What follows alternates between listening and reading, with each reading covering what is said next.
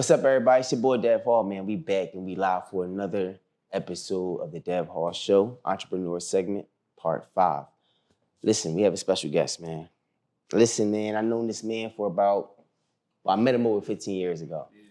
Let me say that. Like 15 years make me feel like old as shit, honestly. But 15 years ago, man, I can't really I want to break down the titles, but I'm going to tell you this little story, man. I met him on the train, born the Broad Street line, and he was actually hustling, man, selling DVDs and CDs, man. And I didn't know this guy from McCain and Paint, and I noticed he had locks. I was in the transition of growing my hair, and my mom had locks at this time as well. So I like how his hair was, and I was like, yo, bro, if you don't mind me asking, man, like, who your stylist? Nene. If you remember what I'm talking about. Yep. Nene. So I'm like, yo, man, that's crazy. But make a long story short, we have a libertarian. We have the CEO, founder of Black Guns Matter. You know, my man Maj Toure. You actually see him on Fox News and also the Candace Owens show. Yeah. How you doing today, bro? I'm wonderful, man. It's always good to see you. Good to see you as well, man. How's life been treating you? And also, I just want to actually start off by asking you, man, since you're the CEO and founder of Black Guns Matter, how did you start that? I just kept seeing from being outside so much, selling things. You know, as you said, selling things over time in such an open space, you meet so many different types of people. And then, you know, making music, all these different things, you go around, you travel, and then you start to see everybody has the same issue. Right. Like, if the dude's in Compton, I would go to Compton, develop a relationship with somebody, and then be like, come back. And they'll be like, yo, what's up with Steve? Mm-hmm. Oh, he in jail. Damn, he caught a gunshot. Who he shoot? He ain't shoot nobody. He just had the gun. Mm. Then I'm in Detroit and doing the same thing, engaged in selling things, entrepreneurial endeavors. Yo, where Rye at? Oh man, he in jail. He caught a charge. Damn, who he shoot? He ain't shoot nobody. He just had the gun. Mm. So over time and going to all these different spaces, you just start to see this is a highly organized phenomenon. If the sun rises at the same time every day, it's not an accident. So if all of these different spaces, everybody keep catching the same problem, this is organized. And so I just started, I had always was interested in firearms, but you know, where we don't generally talk about it. Right. And I just was like, man, I know these answers. I don't rock with none of these answers because I think they're unconstitutional. Okay. But people got to make those decisions themselves. But at least on the beginning of getting them informed about how they can do these things, if they decide to be arrested because they're openly protesting against the unconstitutionality of this, is a different thing. But at least I can inform dudes. You know what I'm saying? And so that's how BGM started. When we initially started, it was going into the Trump's first election. Okay. And everybody was, oh man, you know, we need a voters registration drive. Everybody was still under that matrix of... You talking about like back in 15? Yeah, okay. 15, 16. Okay. And everybody was not everybody, but media was propagating something that almost like fear, like black people should buy guns because they're going to try to put us back in chains. And in my mind, I'm like, well, what are you talking about? But then it was like, we need a voters registration drive because Trump's going to be in. And it was like, I had already knew the history of the Republican Party. I knew that was Frederick Douglass energy. I know the first 13 senators were black men, you know what I'm saying, in opposition to captivity. Mm-hmm. But when I saw the cap, I was just like, this is game. And so I was like, y'all talking about a voters registration drive, we need a license to carry drive. And it started as a joke. I was like, if y'all that scared, because the boogeyman that happens to be a Republican is going to come get you. Right. Meanwhile, all of y'all just was like, every hip hop song was like, I'm the Black Trump, I'm this, that, yeah, third. Yeah. I just was kind of like, all right, cool. If y'all that scared, let's go get a license to carry. Okay. And it started as like a ha. Right. And then we did an event. And the event, we expected maybe 30 people. I see you said it was way too many people, more than y'all expected. It was 300. In the city? In Philly. Mm-hmm. It was where there used to be, the license to carry unit used to be there on Spring Gardens. Mm-hmm. Yep. Right, I remember. Right next to the Spaghetti Warehouse. Yep. The old Spaghetti Warehouse. Yep. Gotcha. And everybody showed up. Like, a bunch of people showed up. For some reason, that's crazy. The Metro, we was on the front cover of that. And I just was like, man, these amount of people, I'm talking about people who drove from Brooklyn. It was like, I need some help. And I'm like, yo, you in a different jurisdiction. And so then the educational component as it relates to what your municipality is trying to trick you into believing you got to do to exercise this right, I can give you information on that for your space, to your space, and it just kept growing. Our initial goal, man, Black Guns Matter started as that one event. And because it was like, yo, if you keep saying Black Lives Matter, then Black Guns Matter, you should have a means to defend it. So, not to cut you off, so Black Guns Matter started off as an event, more so like a forum, to give awareness in certain things on pushing the Second Amendment and also just bringing awareness to the community of what to expect, with the, what you call it? The rules, the regulations. Yeah, the rules and regulations. And just inform it, because I low-key was informing people about this is the process, but the process is bullshit, because the reality is the Second Amendment is the supreme law of the land. Okay. There's cities that'll come up with all of this registration because they know that the people in our communities don't want to go to court and fight, because the rule is the rule. They like a bully. Yeah. I know that this is the rule. I know that you don't know this is the rule. So I'm gonna just say this. And if you fight me on it, then all right, cool. Then I'll do the actual rule. Right. But so basically, when you say that, you basically saying when people have to go to court, they don't even make the attempt to fight it because they already just say or look at it like, yo, they already made their mind up, this is this. Versus you looking at it like, all right, that's the route you're going to take, but I actually know something that you don't know, and I'm going to use it against them. Yeah, and it becomes like, you can do, like me teaching somebody how to go get their license to carry. That's easy. Yeah. But then when I tell them, the license to carry is capped.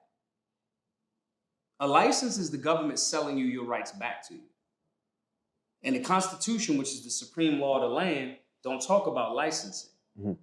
So I'll help you on this journey because it's infinitely easier to engage law enforcement with a license to carry. 100%. Because the law enforcement officers don't know. Or they know and just playing like they don't. Either way, I'll help you. But what usually is going to happen is when you put somebody on a path, so going back to the DVD thing, I've had so many young dudes that was 10 when I was on a train. And I would be like, yo, what's this times this? And I'll give you a DVD, you and him, stop fucking around in this train. Don't pull that emergency stop. But if one of y'all get this answer right, I'm gonna give you a DVD. Yeah. You put that, and then when I tell them you got it right, as long as you want math, math will always get you paid. I will give them money or DVDs. That young boy on a path that way, it's hard to get them off of that. I ran into this dude, I answered a math question, he gave me money, or he gave me the DVD that I wanted. Right. That person is very difficult to trick later. Same thing with BGM. I say, all right, cool. I can show you how to get your license to carry, but I'm going to tell you some Easter eggs. That's kind of unconstitutional what you're doing. Now keep doing it. Go ahead. I want you to exercise it, but I want you to understand that reading Rich Dad, Poor Dad is the entry-level book to your financial journey. But reading Ray Dalio Principles, you're going to go in this direction. But I know you're going to go in this direction if you're on finances. Same thing with a license to carry. I know you're going to train. I know you're going to be safe and responsible. I know that you're going to wind up, if I get you on a Second Amendment conversation, I know pretty soon you're going to change your diet and you're going to start working out in the gym. Because if you overweight, I'm going to be like, well, we carry concealed. I carry appendix. And it's the easiest way to line the sights up. And if your belly's big, I know you're going to go, damn, I can't carry appendix. This is a natural progression. And I'm aware that you're going to go this way. However, I just want you to be on the path first. Now, for the viewers, you're basically saying you will help these people, take the path on receiving their license to carry, but also you're not with that. You are against that. I'm against and it. The people that do have a license to carry, they're probably like, all right, bro, I think I'm doing the right thing by, I'm not trying to get caught with it illegally. Yeah. But what do you mean by you're against it for the viewers? I'm against it because it's the government. The way that America is structured is there's a Constitution and the Bill of Rights, which come from God, your creator. This is the framework of America. This is still the supreme law of these lands. Okay. I have a human right to self-defense based on their framework and how these rules are. Anything that's not enumerated in the Bill of Rights and the Constitution, then we'll leave up to the state. Okay. The Second Amendment, the right of the people to keep and bear arms shall not be infringed, is already enumerated. That's why we're seeing all of these Second Amendment challenges, these cases being challenged, like the Bruin decision in New York, which Black Guns Matter is cited in the United States Supreme Court decision there, that says, nah, you can't do this and tell people they don't have the right to keep and bear arms. There is no long-standing history that says this. Now, different interpretations, different judges, but my point in saying that is a license. If you told somebody, okay, the Constitution is the supreme law of the land. You have freedom of speech. Yep. First one, freedom of speech. The government cannot oppress you or try to arrest you for your freedom of speech in America, allegedly, right? Okay. Well, that's the framework. Okay. Imagine if somebody said, yo, you got to get a license to talk. You got to get a license to say what you're saying. Everybody would be like, what the fuck are you talking about? Right. It's stupid. Right. The second one is the right to keep and bear arms.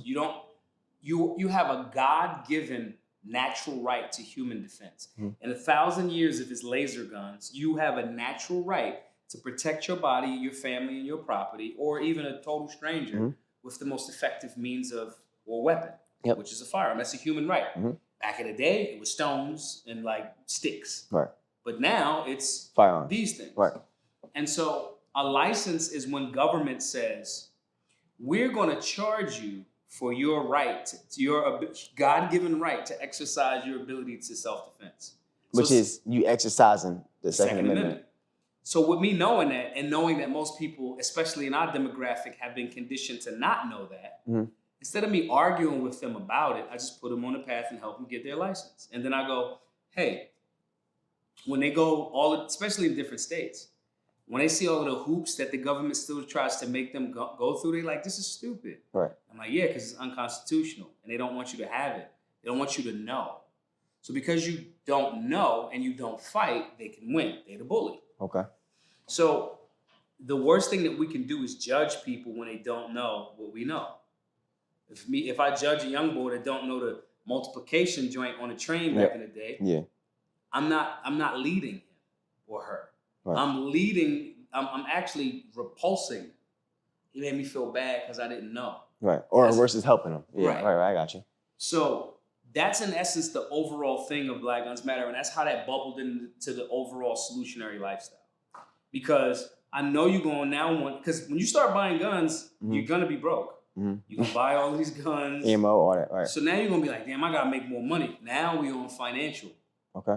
All right, cool. What are you doing in your budget? I don't have a budget. Oh, maybe you should write out a budget. Damn, I remember one year I spent $18,000 on Uber. And I just was like, you are bugging. To me, myself. And so, and learning that, it's like, how much money did you spend on coffee?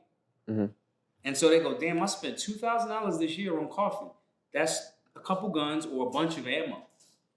Damn. I see what you're saying. So now we get them on the financial component. Now we're having a conversation about politics.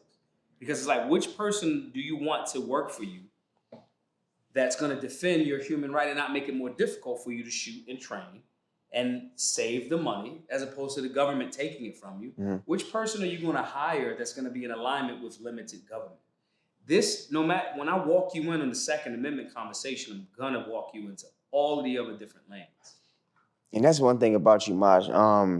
By you starting this BGM, man, Solutionary Lifestyle, man, I also wanted to touch quick on you touring the different cities and throughout the urban communities when people were dying at a high rate. And like he said, Compton, Detroit, throughout the United States. And you was actually giving out classes on how to properly use, firearms, giving awareness. And I actually seen this lady give you feedback. It was hilarious, man, in Compton.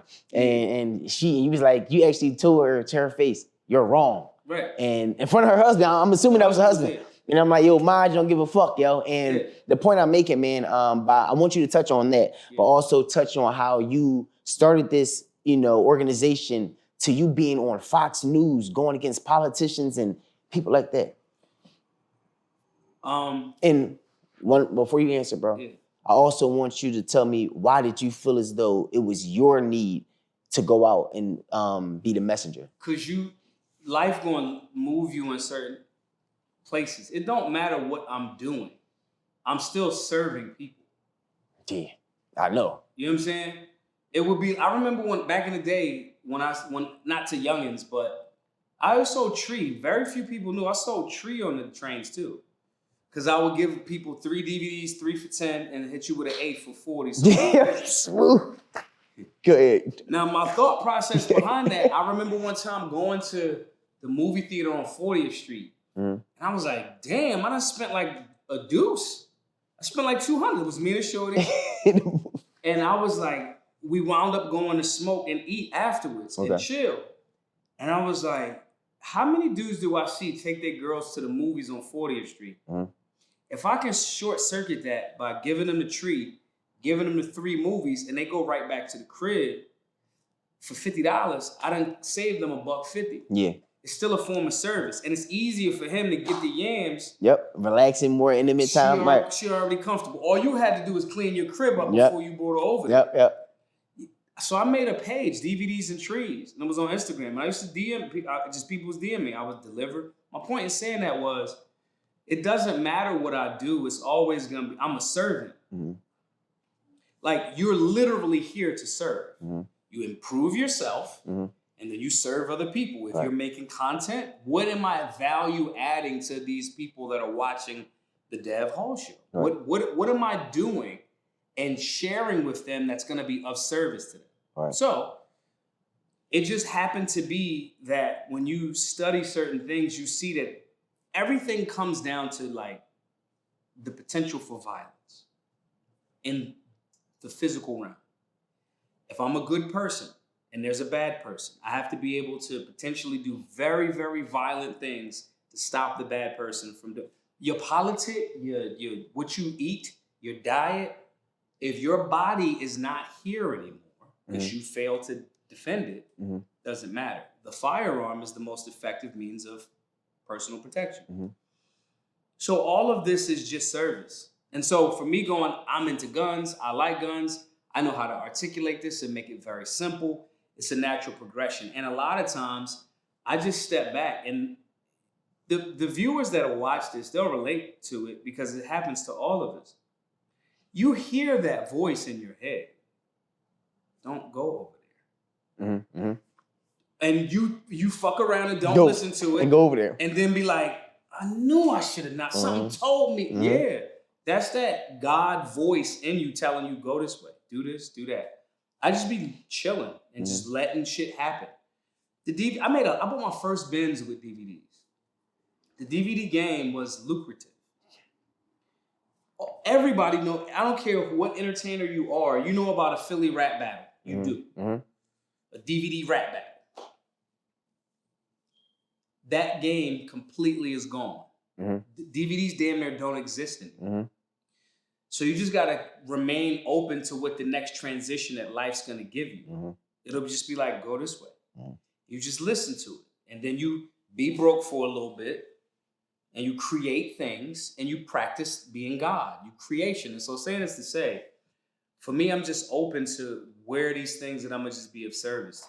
That's it. I mean, one thing I noticed about you, Maj, bro, like you go against the grain. Like, for example, your shirt. Yeah. Make racists afraid again. Yeah. You know, like it's so much that you have merchandise throughout the years, man. Like my man been doing it all, man. Ads, everything. Yeah. By you even starting off from a farm meeting to you know creating this organization. When you go out and create what I want to say relationships with these different peoples in different urban communities and things in that sort. Do you feel like, damn, man, like people really believe in what the hell I got going on? Because you raised over 6 figures. Like, I don't know, I don't want to say multiple times, but like, currently we a little over $750,000 raised and given away. I gave it all away. All of it. And when you say gave it all away, you talking about as far as every single thing is for the class. Yeah, all right, that's what I'm saying. As far as giving back, it's gone. And think about this. We've seen a massive spike. It's almost parallel. Black Guns Matter starts in 2016. Black gun ownership, urban gun ownership, damn near rises at those same rates. You don't need a lot. You just got to have the will. So like when people be like when we started BGM, like I didn't have any merch. Yeah. And I ran out of outside money. Like our first Miami class, I slept in a car overnight because a check was supposed to come for $2,000 and we ain't have it. Right. And ironically, something told me to check a PayPal account that I forgot about. After I did the class, because the space was paid for, did the class, I had like $80 left. And the last few people that was, I was like, yo, I'm gonna go downstairs.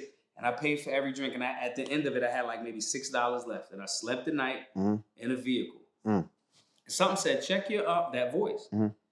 Check that PayPal that you set up. What I didn't know is, because we did have merch, but the merch wasn't super popping yet. And I was like, damn, this merch ain't really making no money. What I didn't know was a bunch of people was paying with PayPal. So after I did the class and gave, and something just told me, yo, check. And it was like $2,000-3,000 in the PayPal. So that $2,000 that you was waiting for, you're still waiting for that, but like I got an extra right now. It's just service. It's not as cheesy as this shit sound. You just really here to serve and get stronger and be disciplined and generating all of those resources. I know that I've made a few M's. Right. I gave $750,000 away. Right. But look at the impact of how many people are now capable of protecting themselves. Yeah, offer your free classes. And informing and giving awareness to the community. So these are the things that this community center. People can come teach a class and learn. If somebody is watching this is like, yo, I know how to sew. I got sewing machines back there in the office. If that people paid for. If somebody's like, yo, I need a space to teach a class on editing. Cool, come use the center. How much it costs? It's free. Plot twist. What you mean? It's free. Promote it. So wait. I want now for the viewers that's hearing this, because that word free don't get loosely used, man. Yeah. Free. So a random person that follows you and that's, trying to get some motion and going, whatever the hell they doing. And say, yo, Maj, I'm trying to use this space. How much is it? It's free. They gonna get out of here, man. If it was free, everybody be down here. What you mean by that? You would think that. I remember years ago, I moved down to where my mom was when I was like young, super young. And she was gone for a while. And so a bunch of stuff, she was like, you gotta clean up though. And I was like, all right, cool. She was like, do a garage sale, like a yard sale. Okay. I put all this stuff out there and I made a sign that said free stuff. Yeah, I'm listening. People just looked and didn't take it. There was like, it gotta be a catch. Then a couple of days later, because down there you can only do a yard sale for like 3 days at a time before you gotta get a license. Okay. Or whatever the number, how many days. So a couple of days later, I was like $5 stuff. And more people bought this stuff. The same people that came and saw it for free came back and bought it for $5. Next day I made the shit $10. They came and bought more of it for $10. I sold out at the end of the day. So you would think that me openly saying, you can come use the Solutionary Center. If you're teaching a class, it's free. You have to be teaching, not hosting anything. No, listen. If you're hosting hey, I want to host a class on, because you're still hosting. Right. You are teaching, whatever, right? If you want to have a party, cool. Give us $50 an hour. If you want to do like hey, I had a such and such. All right, cool. Rent the space. Cool. You could do that. Okay. Or you could teach people something. Yeah. And you could do it for free. Right. I get what you're saying. I get it. And I don't care if you sell tickets. I don't care. This is what community is supposed to be. Now, this does not mean that it's other people have paid it forward. The people that gave up $750,000 that was like, yo, because like we're about to buy this building. Right. I see you you actually like 240,000 240 away, which means I will have raised and given away $1 million. I see what you're saying. I see what you're saying when you put it that way. So now that we have a building where people can come learn and teach for free. I get it. So I'll go, hey guys, this is free. Buy some merch. You get what I'm saying? In the Bible, Jesus supposedly had I say supposedly because I wasn't there. Right. like a couple of loaves. The dude had like a couple of loaves of bread and like a couple of fish, and they gave it to God, and God like fed all of these multitudes of people. And it's the fish and it turned into damn near a cornucopia. Man, when you serve and when you really, really do shit, and I'm not saying be like a sucker. I'm saying like just be a solid dude and just hook people up. Right. I'll give you a perfect example. We got a stand outside right now. Clearly, there's a homeless person that's stashed stuff in that stand because I haven't locked it. Whoever this person is, there's like a blanket. There's like all of this other shit in there. And I was cleaning it out one day and I'm like, all right, cool. I left it there. I don't know who this person is. It costs me nothing. It's everything to that person. All right. Just leave it there. It's not destroyed enough. It's not destroyed enough. He's just whoever he is, he's in there sleeping. Right. And I don't hear him. He got his stuff in there. What does it hurt me to let him just beat it? Maj, some people not genuine, bro. And that's rare to come across, man. Seriously, like I'm gonna stay back on topic, but like he's saying, man, like as far as information, when I was in shape, because I ain't in shape right now, but when I was in shape, man, he gave me Bull Ken. You know, we was working out and shit like that, man. Me and him used to work out. Yeah, real rap. Real rap, man. We used to work out, man. This man hustle his shit, as y'all can see. But to get back to your program, the way you speak, bro, the way you articulate yourself, man, like me watching you, man, throughout the years and me just knowing you, man, bro, what was you reading? A lot of books? Who was your inspiration? Like things in that sort, man. Cause like, bro, I'd be like, damn, I thought Stephen A had me. No, you be having me, bro. It's Malcolm X, El-Hajj Malik al-Shabazz. People will know him as Malcolm X. When he did his bid, he ran through the dictionary and the thesaurus a couple of times. And seeing him evolve and seeing him go from, an international phenomenon, you know, and watching Malcolm is one of the autobiography of Malcolm X is what I'll tell everybody to read. Everybody should read. If you're beginning your journey, you should read Rich Dad, Poor Dad. You should read Now Valley Contributions to Civilization. You should read Principles by Ray Dalio. You should read How to Win Friends and Influence People. You should read the 48 Laws of Power to recognize when people are really doing fucked up shit to you. Not to use it on your people. There's a plethora of books that people should read to kind of like just strengthen themselves. But yeah, I'll read anything. Okay. You know what I mean? Just read things that are going to challenge you to be better. And if you don't know something, read that. Right. You know what I mean? Read books on business, read books on communication, read books on like writing text and emails and shit like that, and take classes on public speaking. You know what I mean? Right. And then just emulate people. I text brother Umar a couple days ago. He's probably one of the best orators that I know.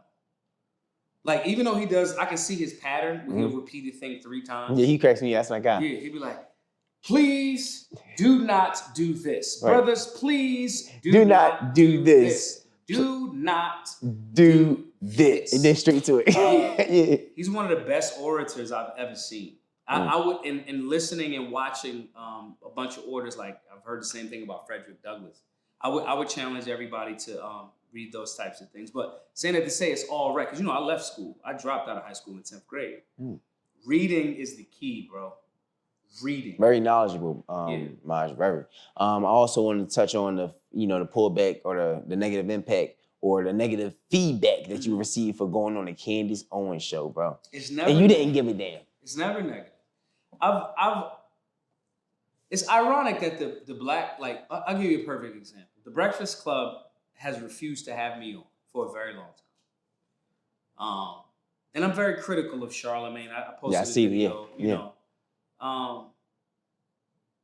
It's just an open conversation. Candace Owens was like, yo, can you come do the show? Fox is like, can you come on? The community, and nothing, people are never upset with what I say or how I represent our community on these platforms. I say the same shit. I wear the same clothes. Right. I'm on Fox, hat backwards, hoodie. Yourself. Me. And The interesting thing is the media outlets that say, we for the black community, we da da da da. I have a community center. I gave away $750,000. I made black people the largest gun buying demographic in American history. Black Lives Matter is literally cited in the Supreme Court decision of the Bruin decision. It's history. But the black outlets, for some reason, have a problem with me being on. Ebro, Charlemagne, y'all gatekeeping. But then people get mad when I go on Candace Owens and be exactly the same, say what I'm doing, talking about the work, being very direct about where our work is being done. Never get on there and tap dance and cut a jig and disrespect our community by being a horrible representation of it. Never. Right. So there's no pushback because what I'm saying is accurate. I'm going to go on any platform and represent for our community properly. And then it's backed up by actual work. So, there's never any, there can be no legitimate pushback because it's, what is your pushback? Someone that gave me a platform, they said the same thing when I did Tommy Lahren years before I did Candace show. Yeah, I remember. I like John. The one who said, shut up and dribble. I remember that, yeah. And I'm just like, okay, what did I say in the interview? You're basically trying to get your message across on any platform, and these other platforms that you're trying to speak on are going against whatever you're trying to. Here's the question that everybody should ask: why do the platforms that pretend like they actually helping black people, right, that promote death? And I'm not knocking it. I love aggressive hip hop. Yeah. I love aggressive gangster Italian movies, The Godfather, all of that. Casino. Right. So I'm not knocking it. But all those platforms that say they for the community, for the Power 99 has denied me a gang of times. Why? Your whole thing for 40 years has been stop the violence, increase the peace. Why? Because I'm telling people to be safe and responsible firearms owners? It's a threat, man. You're a threat, bro. And I love it. You're a threat, bro. And speaking of threat, man, because I wanted to wrap the interview up. If you briefly can speak on what's going on. I know you have current charges that you are facing right now. Yeah. And if you can elaborate. Yeah, I'm fighting an unconstitutional gun charge because I do not believe in licenses to carry. The Supreme Court is very, very clear. The Second Amendment is the supreme law of the land. And so a police officer saw me in the middle of an interview in North Philly, decided to tell me that I had to engage him and talk to him for having a concealed firearm, or what he assumed to be a concealed firearm, jumped out and pointed a firearm at me. It's all on video. And all of these, even though the mere presence of a firearm is not justified use of or justified probable cause. That's not me, that's the Hicks decision. That's a Pennsylvania Supreme Court decision that him as a law enforcement officer and the district attorneys are supposed to know. And that's what happened. Hop out, point a firearm at me. There's been no call. There's been no threat. There's been no crime. You ask me a question, I ignore you because I don't want to talk to you because I don't have to. You don't like that, you jump out and you point a firearm at me. So that's the reality. And that's what I'm faced with right now. Yeah, man. It's wild times, but it's beautiful. We're here to serve. You just go with the current. Bro, I know you're going to get through this, man. I pray for you and everything. Yeah. I appreciate you even being on my platform, bro. For sure. What do you have to tell the audience, your viewers, and also the Dev Hall viewers as well? Be kind to each other.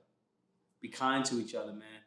We just survived a 3-year ordeal of this COVID overreach and telling you that you a granny killer and all these, and they're gearing up for the propaganda again. Be kind to each other, man. Right. The economy's tight. People are stressing. Suicide levels are up. They closed an economy over the last couple of years. We just starting to get back. Be kind to each other. And, support the work. GiveSendGo.com/solutionary. If folks have been moved by anything we've discussed today, support the work. We got about $238,000 left to raise to get this building and secure all of 2024 and 2025's in-person classes. So that's really the goal. But be kind to each other. Don't beat yourself up. Discipline yourself. Work hard. But be kind to each other. Be kind to yourself. And support those people doing the work. And where can these people find you at? Social media. The center is Solutionary solutionaryuniversity.org. Y'all can email me, solutionarylifestyle@gmail.com. Twitter, Maj Toure, MAJTOURE 999. Instagram, Big Daddy Toure. And they can hit you up in any of those platforms or any of those profiles for any classes and things in that sort. Yep, they can come right to the class. They can do online classes, in-person classes, Saturday free, 3 o'clock here. That word free, man. Once again, man. Listen, the Dev Hall Show Entrepreneur Segment Part 5, the one and only Maj Toure, man. I appreciate you for even being on this platform, bro. It means a lot. Seriously.